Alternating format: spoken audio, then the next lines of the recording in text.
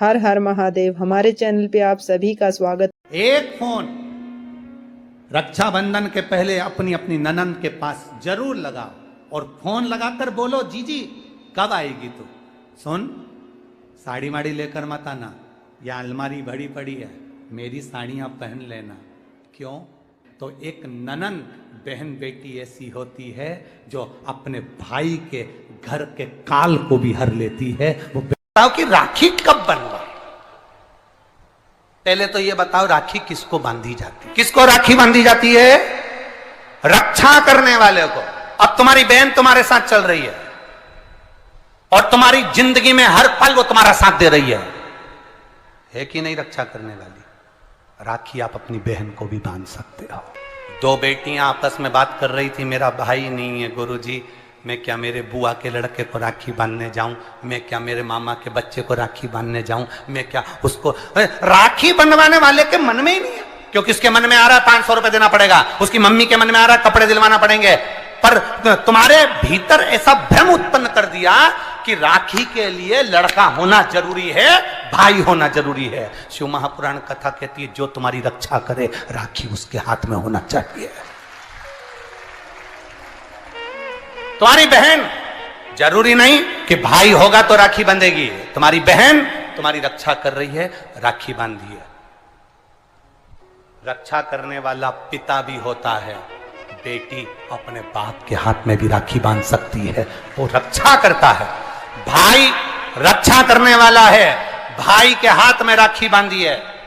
और मेरा गणेश, मेरा शिव, मेरा ओघड़दानी, मेरा लड्डू गोपाल, मेरा कृष्णा, मेरा राम, जो भगवान तुम्हारे घर में है, राखी उनको भी बांधिए, वो तुम्हारी रक्षा करते हैं।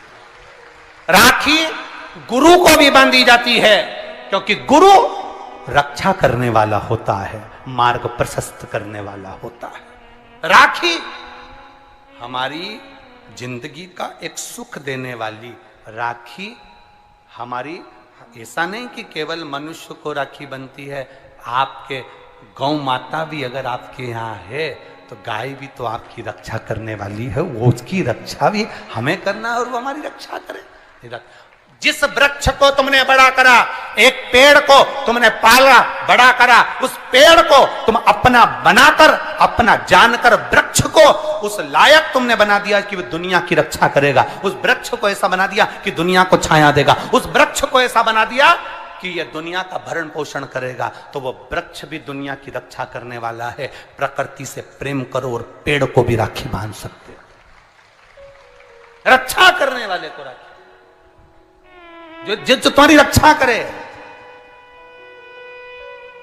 एक मां अपनी बेटी की, अपने बच्चों की रक्षा करती है। ये जरूरी नहीं कि तुम, हमारा भाई नहीं है अब हम किसको राखी बांधे, हम किसको भाई बनाएं, हम किसको भाई बनाएं, हम किसको भाई बनाएं। जी जी, ये भाई बनाने के चक्कर में धोखे में मत आ जाना, कहीं एड़े गेड़े नट्ठू खेड़े के राखी मत बांधिया ना। नहीं तो मालूम पड़े वो एक राखी तो बनवाएगा और मालूम पड़े पूरी जिंदगी तेरी बर्बाद कर दे। इसलिए जो घर में है, बहन है, कुटुंब है, परिवार है, उसमें राखी बांधी।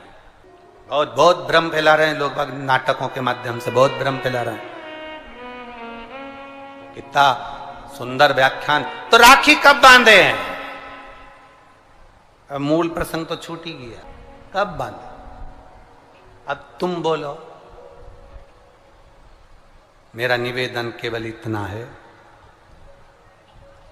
आप बाबा का स्मरण कर कर, बाबा का नाम लेकर, वैसे तो शिव का नाम ऐसा है कि वो अजर और अमर है। मेरे बाबा का बनाई गई हर घड़ी, हर पल, हर क्षण मेरे बाबा का है।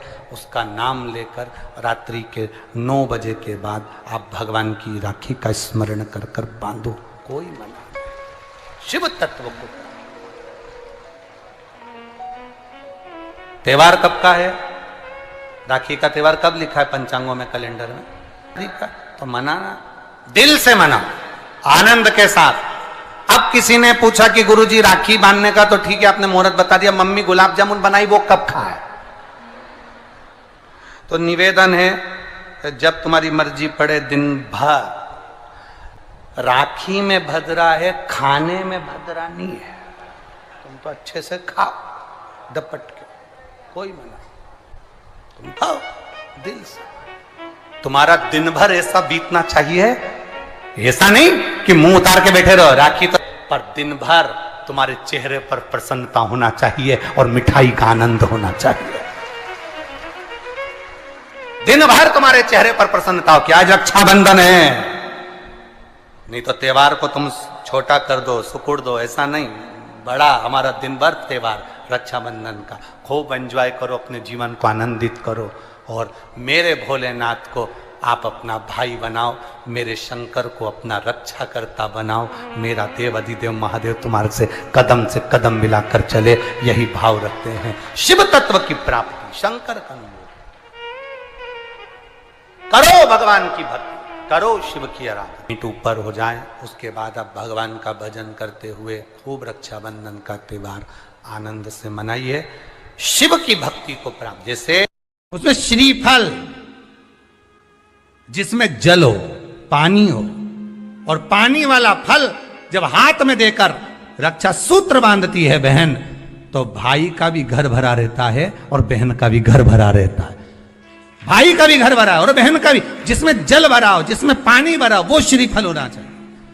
और गोला पर हाथ में जब रक्षा सूत्र बंधे, जब राखी बंधे, तो तुम्हारे हाथ में श्रीफल होना चाहिए, नारियल होना चाहिए। क्यों? पहले की श्रीफल कार्तिकेय बाबा का प्रतीक है, श्रीफल संत का प्रतीक है, स्कंद का प्रतीक है। फल की मूलता है, यहां नारियल का जो श्रीफल है उसकी मूलता है। और कितनी सुंदर, तो दो चीज में से जब श्रीफल भाई भेंट रख कर देता है अपनी बहन को, तो बहन श्रीफल वहीं भाई के घर छोड़ देती है, भेंट का कुछ भाग लेकर चल देती है। ये बहन का प्रभाव।